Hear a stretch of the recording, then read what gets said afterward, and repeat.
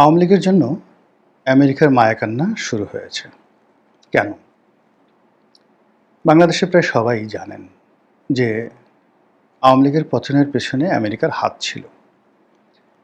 এটিকে কেউ deep state policy বলছেন, কেউ এটাকে ডোনাল্ড লু, পিটার হাস এদের কারসাজি বলছেন, কেউ এটাকে মৃদু সেনা অভ্যুত্থান বলছেন, আর অনেকেই সেনাবাহিনী, জনতা, ছাত্র সকলের একটা সম্মিলিত প্রচেষ্টা বলছেন। What ever maybe, Awami League পতনের পর আওয়ামী লীগের প্রায় সব লোক তারা সেই ডোনাল্ড লু, deep state policy, George Saroj এবং তাদের সঙ্গে ছোটন গ্যাং, এই যে জিনিসগুলোর সামনে চলে এসেছে, এটাই এখন আওয়ামী লীগের নেতাকর্মীরা মূল্যায়ন করার চেষ্টা করছেন যে এটি কারা হলো এবং এই ঘটনার সঙ্গে আওয়ামী লীগের অভ্যন্তরে কারা কারা জড়িত, আমলাতন্ত্রে কারা কারা জড়িত, মিলিটারিতে কারা কারা জড়িত, এবং সেভাবে তারা কিন্তু প্রস্তুতি নিচ্ছেন রাজনীতিতে ফেরার জন্য। ইতিমধ্যে রাজনীতিতে নানা রকম শূন্যতা তৈরি হয়েছে, আর সেই শূন্যতার প্রেক্ষিতে একটা ভালো নির্বাচন, একটি স্ট্যাবল গভর্নমেন্ট এবং আমেরিকা যে স্বার্থগুলো চাচ্ছে সেই স্বার্থগুলো সংরক্ষণ করা একেবারে অসম্ভব হয়ে পড়েছে। এজন্য আওয়ামী লীগকে ছলে বলে কৌশলে নির্বাচনে আনার জন্যে, রাজনীতির মূল ধারায় আনার জন্য নানা রকম চেষ্টা এবং তদবির তারা চালিয়ে যাচ্ছে গত ৩ মাস ধরে।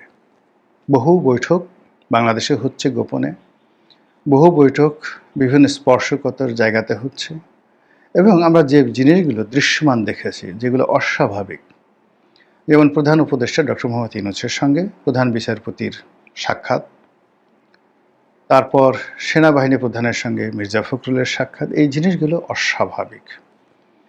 রাষ্ট্রদূতদের সঙ্গে বা বিদেশি কূটনীতিবিদ যারা আছেন তাদের সঙ্গে প্রধান বিচারপতির সাক্ষাৎ, প্রধান নির্বাচন কমিশনের সাক্ষাৎ, বাংলাদেশ থেকে উড়ে গিয়ে মার্কিন রাষ্ট্রদূত ইংল্যান্ডে গিয়ে বা লন্ডনে গিয়ে তারেক রহমান সাহেবের সাক্ষাৎ, আবার ডক্টর মোহাম্মদ ইউনূসের সঙ্গে তারেক রহমান সাহেবের সাক্ষাৎ, এই জিনিসগুলো রাজনীতির অস্বাভাবিক, এবং এই অস্বাভাবিকতা তখনই ঘটে যখন কেউ অস্বাভাবিক কিছু করতে চায়।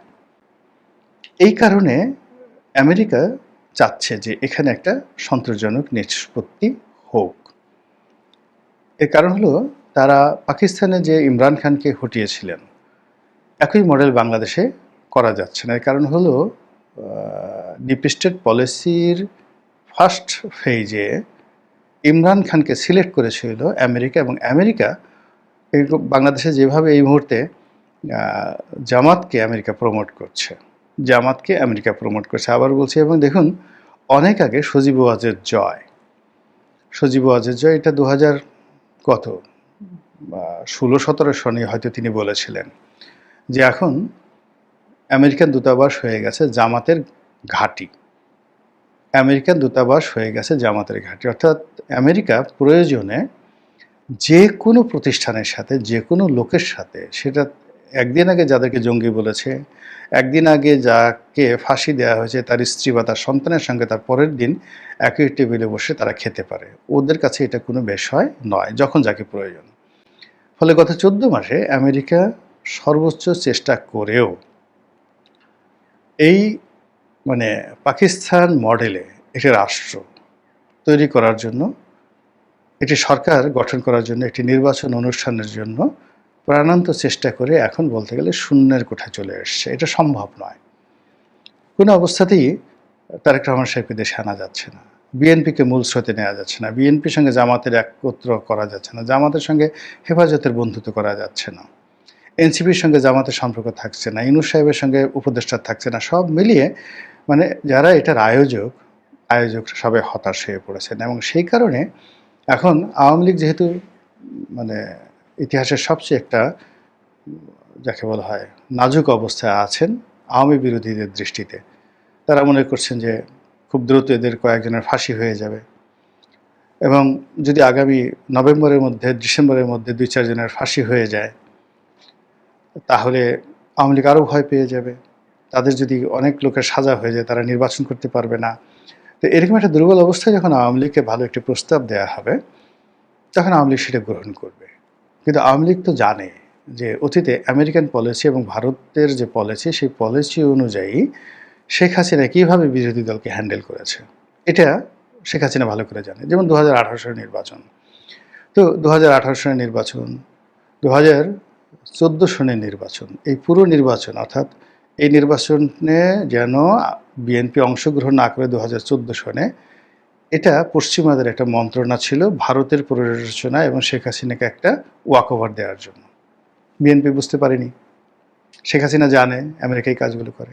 আবার 2018 সনে শেখ হাসিনাকে আইনগতভাবে শক্তিশালী করার জন্য সমস্ত রাজনৈতিক দলকে একত্র করে নির্বাচনে যে আনা হলো, এটার পেছনে আমেরিকার একটা পলিসি ছিল শেখ হাসিনার পক্ষে। সেটা শেখ হাসিনা ভালো করে জানে। আর 2024 সনে কি ঘটেছে সেটাও শেখ হাসিনা ভালো করে জানে। তো কাজেই তিনি বা তার দল একটা রাবার স্ট্যাম্প হবে এবং আমেরিকার এজেন্ডা বাস্তবায়ন করার জন্য সংসদে 30 জন, 40 জন, 50 জন এমপি পাঠিয়ে হৈহুল্লোড় করবে। আর মামলা মোকদ্দমা একই সঙ্গে চলতে থাকবে, জেল ফাঁস একসঙ্গে চলতে থাকবে, আবার পার্লামেন্টেও একসাথে যাবে। অর্থাৎ 2018 সনের নির্বাচনে যে 6-7 জন এমপি বা 6 জন এমপি সংসদে পাঠিয়ে বিএনপির যে করুণ দশা হয়েছিল, ঠিক আওয়ামী লীগের জন্য ওইরকম একটা করুণ দশা তৈরি করার ক্ষেত্রে আমেরিকা এই মুহূর্তে যে চেষ্টা চালাচ্ছে, এটা আওয়ামী লীগের টপ টুলো সবাই বুঝতে পারছে। ফলে কি হচ্ছে, এই যে সাবের হোসেন চৌধুরীর সঙ্গে পশ্চিমা রাষ্ট্রদূতদের বৈঠক, পেছনে আমেরিকার হাত, বা অনেকে বলার চেষ্টা করছে যে দিল্লিতে অনেক বৈঠক হচ্ছে, দুবাইতে বৈঠক হচ্ছে, ব্যাংককে বৈঠক হচ্ছে, এমনকি আমেরিকাতে সজীব ওয়াজেদ জয়ের সঙ্গে বৈঠক হচ্ছে, কোনো লাভ হচ্ছে না। আওয়ামী লীগ যেটা মনে করছে যে না, তাকে যদি সাস্টেন করতে হয় তাহলে লড়াই করে সংগ্রাম করে সাস্টেন করতে হবে, আর যদি তাদের শেষ হয়ে যেতে হয় তাহলে জুলুম অত্যাচারে তাদেরকে শেষ হয়ে যেতে হবে। মাঝামাঝি কোনো কিছু হলে তাদের এখন যতটুকু আছে এর কিছুই থাকবে না।